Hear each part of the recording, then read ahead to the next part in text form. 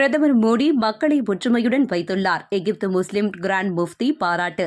இந்தியாவில் பல்வேறு பிரிவுகளுக்கு இடையே ஒற்றுமையை ஏற்படுத்துவதில் பிரதமர் மோடி விவேகமான கொள்கைகளை பின்பற்றி வருவதாக எகிப்து நாட்டின் கிராண்ட் முஃப்தி எனப்படும் தலைமை மத தலைவர் பாராட்டு தெரிவித்துள்ளார்.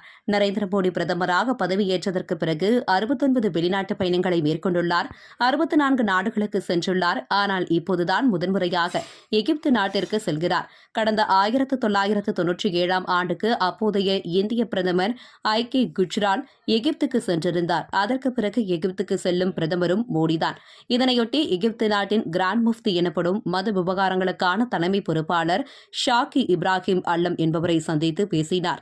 இதற்கு பிறகு செய்தியாளர்களை சந்தித்த கிராண்ட் முஃப்தி பன்முகத்தன்மையுடன் அனைத்து தரப்பினரையும் மோடி அரவணைத்து செல்வதாக புகழாரம் சூட்டினார்.